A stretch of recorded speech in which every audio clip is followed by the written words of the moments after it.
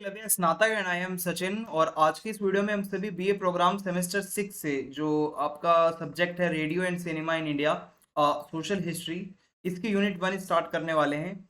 और टॉपिक है colonial foundations in inter war years. ठीक है। So broadcasting in India, colonial period के टाइम पे कैसी ब्रॉडकास्टिंग थी इंडिया में, ये हम समझेंगे। और ये आपका एसईसी सब्जेक्ट है। Okay, so DU SOL and NCWEB सभी स्टूडेंट्स के लिए वीडियो काफ़ी ज़्यादा हेल्पफुल होगी। आपसे एक छोटी सी रिक्वेस्ट है कि आप इंस्टाग्राम पे प्लीज़ मुझे फॉलो कर लें। और जो भी आपको पूछना हो या आपको कोई भी बात करनी हो तो आप इंस्टाग्राम पे मुझे कांटेक्ट कर सकते हैं। मेरा यूज़र नेम आप सभी के सामने लिखा हुआ है। और आगे बढ़ते हैं। आपको ये सारे नोट्स पीडीएफ फॉर्म में मिल जाएंगे हमारे टेलीग्राम चैनल पे। एकलव्य स्नातक 1 हमारा टेलीग्राम चैनल है। और सिलेबस की बात करें तो यूनिट 1 से आज हम ए टॉपिक पढ़ेंगे, colonial foundations in inter war years. So let's start the topic. So introduction के साथ मैं आपको स्टार्ट करवाना चाहूँगा द रेडियो क्लब्स। आप रेडियो क्लब्स की बात अगर करें जो कि डेवलप हुए थे हमारे इंडिया के में, मतलब इंडिया के अंदर 1920s के आसपास। ज़्यादातर जो मेट्रोपॉलिटन सिटीज़ थी हमारी, बॉम्बे, कैलकाटा एंड मद्रास, यहाँ पे रेडियो क्लब्स जो हैं ये बनने लगे थे। 1927 में कुछ प्राइवेट इन्वेस्टर्स जो थे उन्होंने मिलकर आईबीसी बनाई। ठीक है, इंडियन ब्रॉडकास्टिंग कंपनी बनाई। But their failure to maintain funding, यानी कि वो फंडिंग उतनी ज़्यादा नहीं हो पा रही थी जितनी चाहिए थी। सो ऐसे में ब्रिटिश गवर्नमेंट ने टेक ओवर कर लिया। ठीक है, आईबीसी के ऊपर 1930 में। और 1935 में जो ब्रिटिश गवर्नमेंट है उन्होंने क्या करा, बीबीसी का एक वर्कर था, ठीक है, जिसका नाम था लोयनेल फिनलन। इसको ये काम करता था भाई बीबीसी में। तो इसको क्या करा, मतलब इसी को कंट्रोल दे दिया इंडिया के अंदर ब्रॉडकास्टिंग का। अब आगे समझते हैं क्या हुआ। सो फिल्डन ये मानता था, ठीक है, कि ये इस्टेब्लिश करना चाहता था an Indian broadcaster to provide information pertinent to the Indian political milieu. यानी कि ये चाहता था इंडियन कुछ ऐसा तड़का लगाना ब्रॉडकास्टिंग में। तो उसने क्या करा, नाम रख दिया ऑल इंडिया रेडियो। ठीक है, जो ब्रॉडकास्टिंग सर्विस थी उसका नाम इसने क्या रख दिया, AIR, ऑल इंडिया रेडियो। ठीक है, कि ये रेडियो पूरे इंडिया का है। अब मैं आपको बिगिनिंग बताता हूँ कि हमारे यहाँ पे रेडियो कैसे स्टार्ट हुआ। सो सबसे पहले है IBC, Indian broadcasting company. So IBC was a private enterprise, ये एक प्राइवेट कंपनी थी जो कि इंडिया में इस्टेब्लिश हुई थी सितंबर 1926 में। और 23 जुलाई 1927 में जो वायसराय थे लॉर्ड इरविन, उन्होंने पहला रेडियो स्टेशन लॉन्च किया बॉम्बे के अंदर। आईबीसी का था ये, ओके, इंडियन ब्रॉडकास्टिंग कंपनी का पहला रेडियो स्टेशन जो कि बॉम्बे में स्टैब्लिश हुआ। और इसका इनॉग्रेशन जो हुआ, इसी से ही स्टार्टिंग मानी जाती है एक इंस्टीट्यूशनलाइज्ड तरीके से ब्रॉडकास्टिंग की इंडिया के अंदर।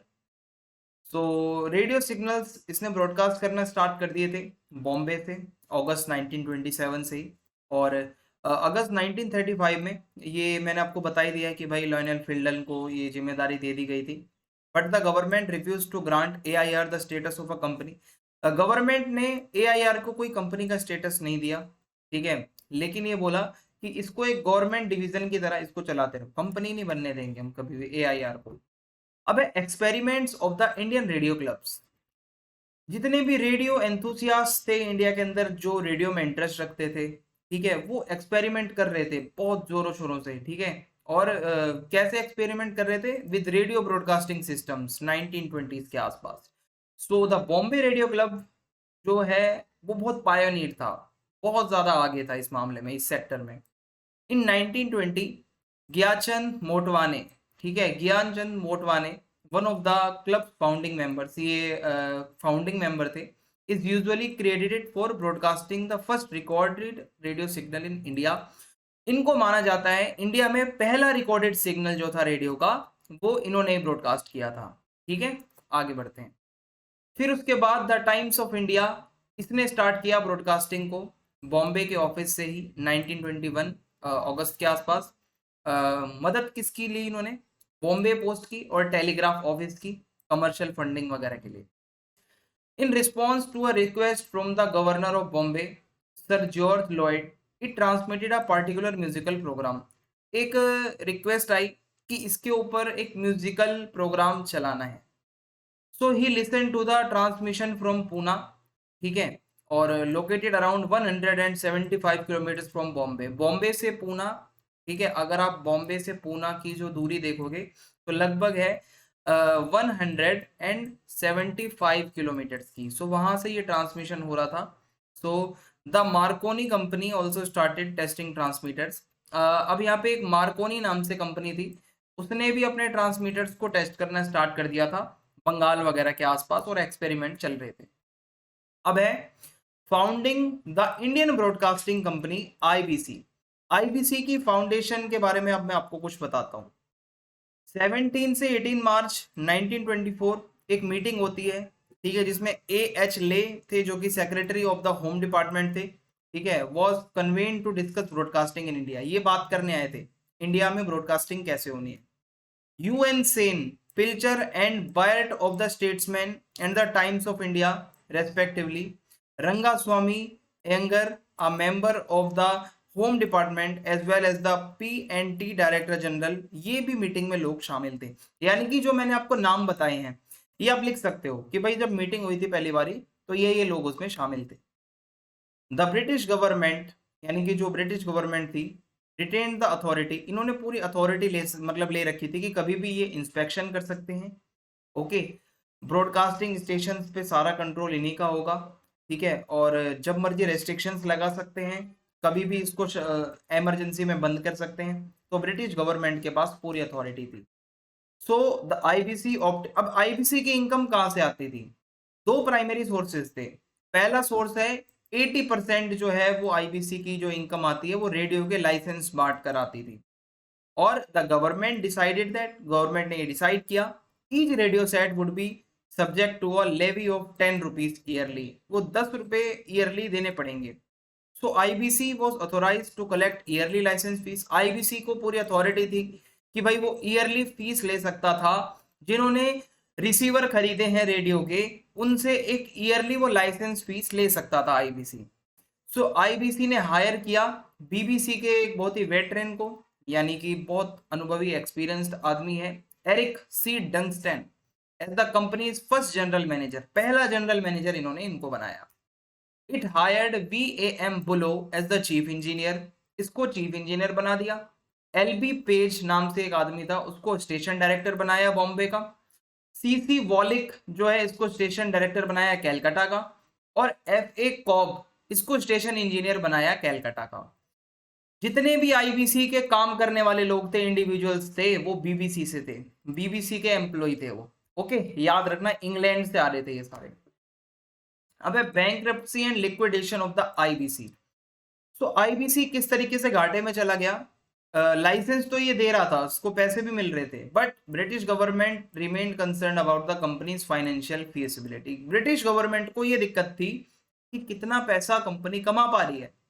जल्दी ही क्या होता है, आईबीसी की फाइनेंशियल दिक्कतें बढ़ती जाती हैं, ये रियलिटी में ये भाई सामने आ रहा था। Based on the number of people who applied for their receiver set licences, the general public response was not particularly encouraging. यानी कि जितना डेटा हमें मिलता है वो ये बताता है कि इतना अच्छा रिस्पॉन्स नहीं था, लोग लाइसेंस या फिर रिसीवर्स वगैरह इतने ज़्यादा नहीं खरीद रहे थे। सो कंपनी के पास अब एडिकेट मनी थी नहीं भाई, पैसा है नहीं, तो बहुत ही दिक्कत हो रही थी, ठीक है, वो ट्रिब्यूट और लाइसेंसिंग जो फीस को मिलती थी वो नहीं मिल रही थी उतनी आसानी से।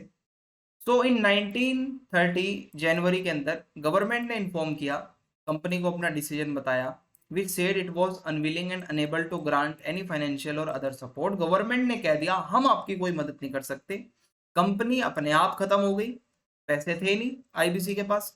सो 1 मार्च 1930 को ये डिसीजन ले लिया गया, गवर्नमेंट कोई हेल्प नहीं करेगी। अब यहाँ पे फिर एक और चीज बनती है जो कि ISBS कहलाती है, इंडियन स्टेट ब्रॉडकास्टिंग सर्विस। सो हुआ क्या, आईबीसी के क्लोज होते ही जितने भी स्टेक होल्डर्स थे उन्होंने रिक्वेस्ट करा ब्रिटिश गवर्नमेंट को कि कोई आप एक्शन लो, ठीक है। The existing and potential radio licence owners were quite concern, जो पहले के जो ओनर्स थे जो लाइसेंस ले चुके थे वो बहुत ज्यादा समस्या में थे, ठीक है, वो ये कह रहे थे कि यार रेडियो की सर्विस बंद नहीं होनी चाहिए, रुकनी नहीं चाहिए। तो अब क्या हुआ, 1 अप्रैल 1930 को गवर्नमेंट ने कंट्रोल ले लिया आईबीसी के ऊपर। और एस्टेब्लिश करी एक नई सर्विस जो कि कहलाती है ISBS। Okay, so under the aegis of the British government, अब ब्रिटिश गवर्नमेंट के कंट्रोल में आ गया है सब कुछ, ब्रॉडकास्टिंग कंटिन्यू होती है but but as a cost cutting measure. कैसे भाई, ये पैसे बचा रहे थे। The government further reduce the programme expenditures, भाई पैसा बचा रही थी जो ब्रिटिश गवर्नमेंट है। 1927 में the IBC had a monthly budget of 33,000 rupees. 33,000 rupees का बजट था IBC का, ठीक है। बट 1929 में company decrease this sum to 24,000 rupees, इसको 24,000 कर दिया गया फिर बाद में। क्यों? क्योंकि फाइनेंशियल दिक्कत बहुत आ रही थी। अब क्या हुआ, अक्टूबर 1931 में ब्रिटिश गवर्नमेंट का पूरा इंटेंशन था कि वो ब्रॉडकास्टिंग सर्विस को बंद करना चाहती थी। तो यहाँ पे हुआ क्या, the British government found the suggestion unfeasible that a private company could undertake radio broadcasting. इनको ये लग रहा था किसी प्राइवेट कंपनी को देके कोई फायदा नहीं। सो 5 मई 1932 को गवर्नमेंट ने कंक्लूड किया कि ISBS should continue to operate under the control of the state, कि ISBS जो है वो हम उसको खुद कंट्रोल करेंगे, कोई कंपनी उसको कंट्रोल नहीं करेगी। सो अ heightened enthusiasm for broadcasting emerged in 1934, एक एनर्जी आती है सभी लोगों में 1934 के आसपास। And the ISBS improved financial condition, ISBS की फाइनेंशियल कंडीशन इंप्रूव होती है और the ISBS approved a grant of 2,50,000 rupees for establishing a radio station in Delhi and made efforts to hire an experienced BBC employee to lead the service and assist in its growth। अब यहाँ पे ISBS ने approve कर दिया भाई 2 लाख रुपए का, मतलब ISBS को एक 2 लाख रुपए का ग्रांट कर दिया गया और ये भी बोला गया कि BBC का एक एक्सपीरियंस्ड बंदा, एक ऐसा एक्सपीरियंस्ड एम्प्लॉय जो होगा उसको हायर किया जाएगा और वो आगे यहाँ पे काम करेगा। अब यहाँ पे लिखा है कि Lionel Fielden and the all India radio. अब यहाँ पे ऑल इंडिया रेडियो कैसे बना, ठीक है, और लॉयनल फिल्डन कौन थे, अब मैं आपको इसके बारे में बताने जा रहा हूँ, तो ध्यान से सुनिएगा। 1935 में जो कमिश्नर था उसने लॉयनल फिल्डन को, जो कि पहले BBC के लिए ही काम करता था, उसको ISBS का कंट्रोलर बनाया, सबसे पहला कंट्रोलर बनाया। ओके, क्योंकि ये लोग चाहते थे कि ISBS को अच्छा बनाएंगे, ठीक है, बाहर से कोई कंट्रोलर बुलाएंगे। तो जब वो लॉयनल फिल्डन ने देखा कोई टेक्निकल स्पेशलिस्ट इंडिया में नहीं है, कोई ऐसी एक्सपर्टीज रखने वाला ब्रॉडकास्टिंग इंजीनियर नहीं है, बहुत ज्यादा एडवांसमेंट की जरूरत है, हाईली ट्रेन्ड टेक्निकल एक्सपर्ट लोग हमें चाहिए लिमिटेड बजट के अंदर, तो ये लॉयनल फिल्डन ने बताया और इसने क्या करा, ISBS का रीनेम कर दिया, उसका नाम बदल के ऑल इंडिया रेडियो रखवा दिया जून 1935 में। सो लॉयनल फिल्डन और HL किर्के और CV गोएडर, इन्होंने मिलकर पूरा फ्रेमवर्क तैयार किया ऑल इंडिया रेडियो नेटवर्क का। और 1936 मार्च में लॉयनल फिल्डन और HL किर्के अलग अलग जगहों पर जाते हैं, इंडिया में ट्रैवल करते हैं, सारे प्रॉब्लम्स को देखते हैं और सेवरल अदर सिग्निफिकेंट इवेंट्स और भी होते हैं यहाँ पे जब ऑल इंडिया रेडियो का स्टार्टिंग का टाइम था, ठीक है। 1935 में प्राइवेट कंपनीज जो थी वो भी अपने स्टेशंस लगा रही थी पेशावर में, इलाहाबाद में। So these stations began airing programmes, ठीक है। यहाँ पे एयरिंग प्रोग्राम्स जो ज्यादातर हो रहे थे वो रूरल पॉपुलेशंस को मतलब ज्यादा एम किया जा रहा था कि उन तक पहुंचाने। सो these stations which all India radio subsequently included in its service, ये क्या करते थे, रूरल प्रोग्राम्स को दिखा रहे थे।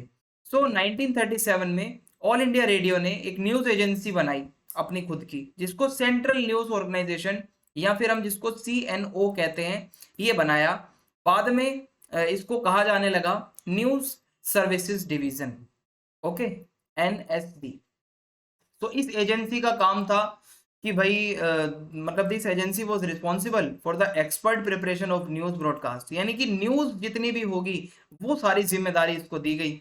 सो ऑल इंडिया रेडियो ने इंटरनेशनल ऑडियंस को भी मतलब आप कह सकते हो कि दिखाना शुरू करा 1939 में। और the first transmission of its kind was, यानी कि जब पहली बार इंटरनेशनल लेवल पर इसका ब्रॉडकास्टिंग जब इसकी हुई तो वो पुश्तो में हुई और अफगानिस्तान के उधर हुई, ठीक है, अफगानिस्तान के लिए। अब यहाँ पे इसको कंक्लूड करके लिखा हुआ है ये आप अगर पूरा पढ़ लोगे तो आपको ये पूरे चैप्टर की एक समरी भी समझ में आ जाएगी। इसमें वही सब बातें हैं जो मैंने आपको पूरे चैप्टर में पढ़ाई हैं और ये एक पैराग्राफ में कंक्लूड किया हुआ है। तो मैं आपसे रिक्वेस्ट करूंगा थोड़ा टाइम निकाल के ये पूरा पैराग्राफ जरूर पढ़ें। और आगे बढ़ते हैं। अब हम इसका स्क्रीनशॉट ले लीजिए आप।